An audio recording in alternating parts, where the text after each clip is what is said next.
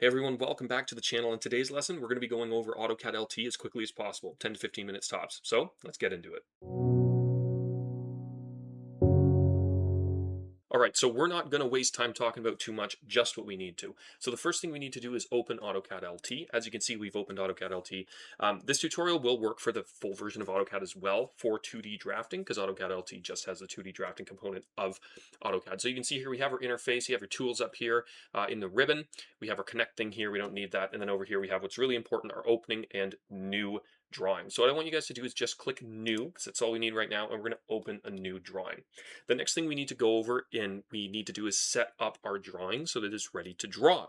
So what I want you to do first is I want you to go down to your command bar. I want you to type in the command dyn mode, so din mode, dyne mode, however you want to say it. Press enter, and it'll say enter a new value for din mode. Mine's 3, set yours to 3 so that you can follow along with what I'm doing. What this allows you to do is it allows you to just type your commands instead of having to go to the command bar or go to your ribbon and actually select them. What we want to do after that is make sure our snaps are set. So come follow my cursor, come down here. We're going to look for our snaps right here. What I want you to do is pause the video and select my snaps and deselect the ones that I don't have. If you have your snaps set in the way you like them, please leave them. But please pause the video, take a look at these, and then we'll continue on. So once you have your snap set, once you have your units set, which is what we have to do next. So what we want to do is type in units after our din mode. We're then going to take a look at our units. So the dialog box is going to show up. And what this is going to do is it's going to allow you to select what type of drawings you want to do, like architectural, engineering, whatever. Select the one you want. We're going to do architectural for this in this case, and then it'll ask you for precision. So we're doing 1/16 of an inch, and then it's going to ask for an insertion scale. So I'm going to do inches because most of our audience is in the US. But if you're doing metric, you can follow the same kind of thing. Just make sure your precision is set to something that kind of works. So millimeters or centimeters, you probably do millimeters. And then you can also change your angle as well. Once that's done, you're going to click OK, and then we're ready to get drawing. So, well, one thing we should touch on is the scale down here. Make sure your drawing scale, whenever you're drawing anything in AutoCAD, is 1:1 or 1:2. There are rare cases when you will use the other ones, but for the kind of work I do, I've only ever used 1:1 or 1:2, especially for architectural work. But yeah, anyways, let's continue on here. So the next thing you need to do when you're actually learning AutoCAD and trying to figure it out is you need to know how to draw. So there's going to be two base tools you're going to be using for doing base drawing, and that's the line command, and that's also the polyline command. So if you come up here, you can see we have lines and polylines. I'm not going to go into it too much. If you want a more detailed explanation, I have a full tutorial coming out in a few weeks. That should be about 2 hours long, and we're going to go over everything. But for this tutorial, we need to be a little quick. So a line pretty much is just you draw from here to here, and it's just going to create lines. Polyline is a bunch of lines, but they're all stuck together when you select them. So that's pretty much the main difference. Most of the time, you're going to want to use polylines. If you just use lines in a lot of cases, you can just join them together to make a polyline, and you literally just type in join. But what you want to do is you want to come to your polyline, and let's say we want to draw a small home or whatever. Let's say I want to make a rectangular box, okay? What you're going to want to do is like click where you want it, and then what you want to do is you can see here in my drawing, it's going to say 12 feet and 4 3/16 of an inch. So that's how long it is. So I can actually, and you can see that it's highlighted, I can actually type in how long I want it. So let's just say 10 feet for the sake of argument. And then if I press tab, it's going to bring me to the degrees. So I can actually specify what angle I want this line to be at. So it's going to be 10 feet. It's locked in. It will not move if I move my cursor. But the degrees we need to set. So here it says 0. We want it just at 0. And you can see we have this green line here that's showing us that it's at 0 degrees and it's in line with where we clicked.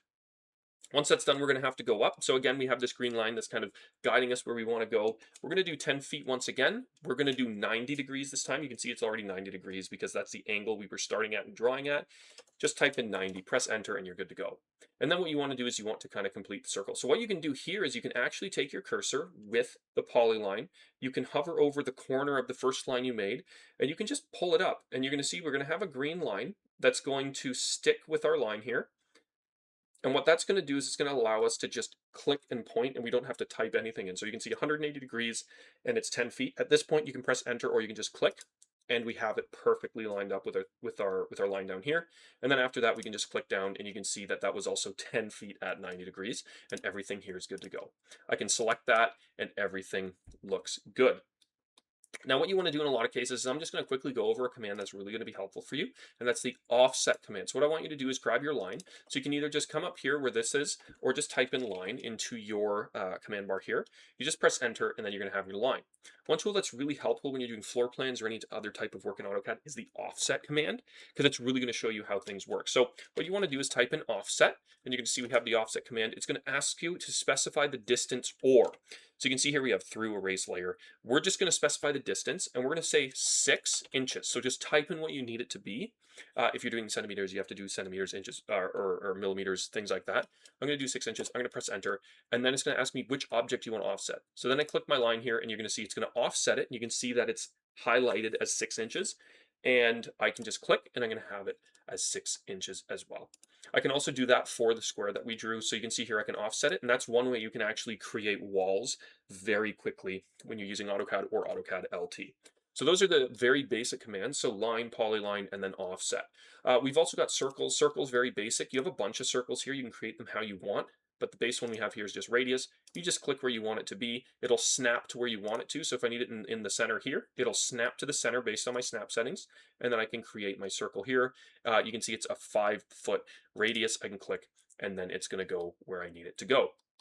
Very basic, very straightforward. And then we have our arc tools. Again, this is something we get more into in the longer tutorials, but you can see we have 3-point center, different types there. So if you just want a 3-point, you just click the start point, you specify your second point. So I could come, let's say over here, and then I can specify the end point.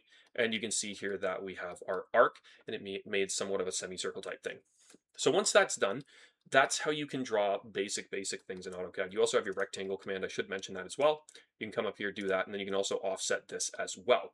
If you come here, we have our modify tools, so we can move. So we can click that, we can select our object, press enter, and then we can move. We have our rotate, so you select your object, press enter, and then you can rotate it. So you select where you want to rotate it from. So if I do this corner, that's going to be the hinge point. So keep that in mind when you're rotating. We have trim. So if I have a line here like that, and I want to trim these pieces out so it's kind of flush and works, I can just click trim, and then I can just trim that out, and you can see that it got rid of that. We have the copy command, does exactly what you think. You click what you want to copy, then you click the base point where you're going to copy from, and then you can just kind of click around. It's kind of like moving, except you're actually copying the object. We have stretch, mirror. Mirror does what you expect. Fillet, something again that we'll get into in the larger tutorials, scale, array, and then we've also got a bunch of other tools that we don't need to go over right now. The next thing we need to go over that's really important is our annotations and our scales. We're going to talk about that right now. All right, guys, so now what we're going to do is we're going to quickly go over annotations, text, and dimensions. So what we're going to do here is we're going to say, you can just click your text, you can come here, and you can literally start typing text. And that's pretty much it. And then you come to your dimension, and you literally click where you want your dimension to go, you click the end where you want it to go, and that's it. And you can see that our dimensions are actually showing up nice now, simply because of the way the settings are and they're set up right now. But if you want to edit these, you can come here, you can do your text edit style. So you can come here, you can actually change the height and everything. You can keep it annotative so that when you have your scales and everything set to draw, that'll automatically, connect and everything. Or you can just do standard. Okay, so as I was saying, what you want to do is you want to come here, and if you go to your standard, generally what you want to do is you want to create a new one. You'll name it example YouTube. Well, don't actually name it example YouTube, but that's just the example. And then you want to adjust the text height to something that will fit on your sheet. So a lot of the times you're just going to kind of go through and see what fits. I'm just going to click apply at 6 inches. I'm going to go here. I'm going to switch the style. So if you select your text or your dimension, you can come here. You're going to see I have my styles here. If I do my example, you're going to see it's going to change how big it is. The same kind of thing happens with your dimensions. You want to come here, go to your dimensions, create a new style. We're going to call it example YouTube again. Again, don't call yours that. Call it whatever you need to. And then go to your text, and you're going to see you're going to have a text height as well. What I want to do is go here. I want to change that to 6 inches, and it's going to be the same as our other one looks. We're going to click close. We're going to set that as the current. We're going to close it. We're going to select the one we had, and then we're going to go through and we're going to do our example YouTube, and it gets bigger. And then you can also come in here and you can see it's 150. You're like, well, what's 150? If you need to, you have to go in and edit. This is different from the units that you're drawing in, and you actually have to go through and you have to change it in here. So you just open up the dialog box that I did for editing this. Then you come here to primary unit, switch it to architectural, click OK, click close, and then it'll switch it to what you need it to be. And keep that in mind. The next thing we need to do is quickly go over layers. We're running out of time, so I want you guys to just click on layer properties, and they work the same as they do in AutoCAD. We have our base layers here. We have 0 and def points. We can just click here on the sun, create a new one. And then what we want to do is type in, let's say walls. And then what you want to do is you want to come here, go to your color, change your color to whatever you want it to be. Make sure that it's a color that actually shows up properly, because I've had it in a few videos and people have made comments that I do dark colors like blue, and I think it looks fine, but a lot of people have a hard time seeing that. So just make sure it's something that people can look at, read, and would be like standard if you're doing actual drawings. But if you're just kind of messing around, then you can just select whatever you want. Change your line type if you so desire. So we have continuous. If you want another one, you can click load and you have a bunch of line types here. So just click whatever you want, click OK, and then you can select the one here, click OK, and then you're good. So it'll just say that. So I got that. And then for the line weight, you can change that to what you need it to be based on what you're doing. So that's how you would create layers.